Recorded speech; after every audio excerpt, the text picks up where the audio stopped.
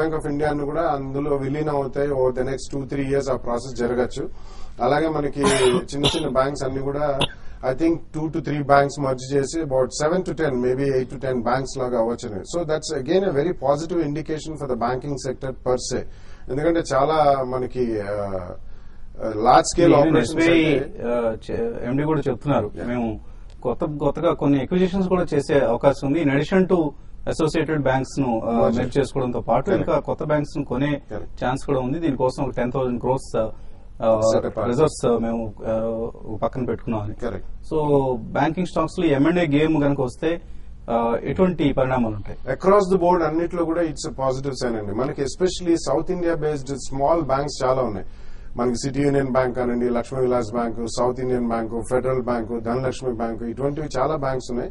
So వాటిలో కూడా activity levels బాగా పెరుగుతాయి. ఎందుకంటే గతంలోనే మనకి foreign banks can take over Indian banks అని చెప్పి, స్మాలర్ బ్యాంక్స్ అని చెప్పి ఒక ఫైనాన్స్ మినిస్టర్ వాళ్ళు ఒక స్టేట్మెంట్ ఇవ్వడం కూడా జరిగింది.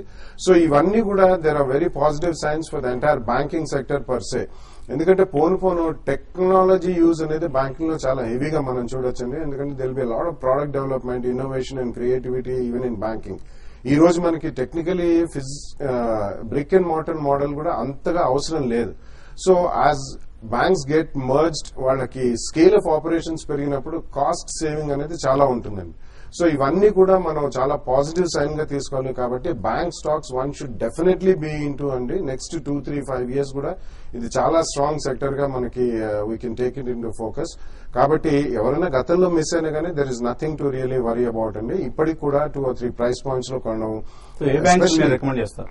Definitely private sector banks would be number one. Even public sector banks, of course, State Bank of India, ఒకవేళ ఈ associate banks విలీనం అయితే that will be really a large behemoth in the global అటువంటివి. And probably ఇప్పుడు even second rank banks అనుకోవచ్చు, bank of India and corporation bank, OBC and Andhra bank, ఇటువంటివన్నీ merge అయ్యాయి. So union bank, almost అన్ని banks అండి. But number 1 priority would be smaller private sector banks. ఎందుకంటే వీటికి share holding pattern మనం గమనిస్తే promoters quota ఎక్కువ ఉండదు, ప్రమోటర్ షేర్ హోల్డింగ్ ఎక్కువ ఉండదు.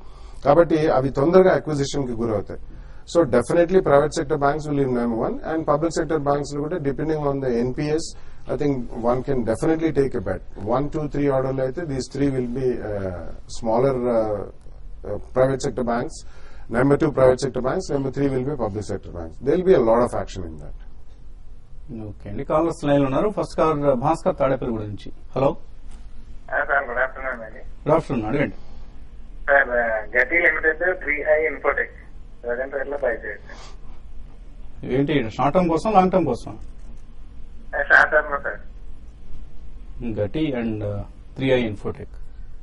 గతి ఐ థింక్ ఒక కన్సాలిడేషన్ మోడ్ లో ఉందండి. అట్ ప్రెసెంట్ ప్రాబ్లీ 136 అనేది ఒక మేజర్ రెసిస్టెన్స్. నిన్న అది టచ్ అయ్యి ఒక కన్సాలిడేషన్ మోడ్ లో చూస్తున్నాం. Probably this would be the first price point అని చెప్పొచ్చు, అరౌండ్ 125 and 126 మధ్యలో. బట్ కరెక్షన్ లో కనుక అది 104 and 106 దాకా రావచ్చు. సో ఈ 3 ప్రైస్ పాయింట్స్ పెట్టుకుని you can buy. Probably in the next 3 months it can touch 156 and 170. But 3i Infotech I think it has just gone up from 6 to 13 in the last 3 weeks. So definite గా ఇది కూడా you can maybe by some stock in correction around 9.5, 10 మధ్యలో you can buy. Probably ఇది కూడా మీకు next 6 months లో 18.5, 19 దాకా వెళ్ళే ఛాన్స్ ఉంది. But 3i you should have stop loss at 7.5. తర్వాత కలర్ బెంగళూరు నుంచి హరి. హలో హలో వసంత్ గారు, గుడ్ ఆఫ్టర్నూన్ అండి. Good afternoon. నేను లాంగ్ టైం కోసము DQ entertainment international and D link, అదేవిధంగా బ్రూక్స్ ల్యాబొరేటరీస్, డాట్సన్ ల్యాబ్స్, ఈ 4 కంపెనీస్ లో ఇన్వెస్ట్ చేద్దాం అనుకుంటున్నాను. సో ఈ 4 కంపెనీస్ గురించి కొంచెం సజెస్ట్ చేస్తారా? DQ first 2 ఏదన్నారు?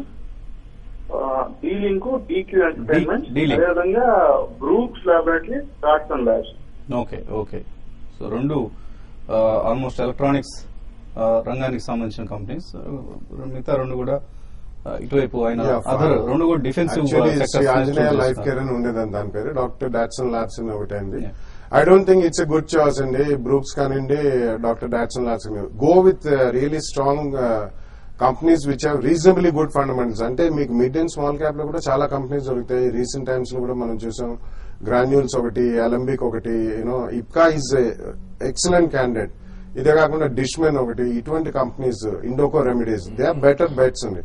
And DQ entertainment is animation అంటే గ్రాఫిక్స్ తయారు చేసే కంపెనీ అండి. సో ఇటువంటి వాటికి మనకి చాలా కంపెనీస్ ఉన్నాయి in unorganize sector or maybe non listed companies లో. అండ్ డీలింక్ వచ్చేసరికి it's only networking company, it's hardware company అండి. So I think choice wise తీసుకుంటే మాత్రం you should be in a better place stocks in mid cap IT rather than DQ or even D-Link అండి. But Brooks and doctor Daxon labs definitely I would say no, ఎందుకంటే fundamentals మాత్రం ఏం లేవన్నమాట. So fundamentals apart management pedigree కూడా అంతా మనం గొప్పవి అని చెప్పే ఛాన్స్ అండ్ కంపెనీస్ మీరు సెలెక్ట్ చేస్తున్నారు. ఫండమెంటల్ ఇంకా బెటర్ కంపెనీస్ ఉన్నాయి, బెటర్ క్రెడిబిలిటీ ఉన్న మేనేజ్మెంట్స్ ను సెలెక్ట్ చేసుకుంటే మీరు లాంగ్ రన్ లో యూ విల్ విన్. సో మరిన్ని కాల్స్ తీసుకోబోయే ముందు కాసేపు విరామం.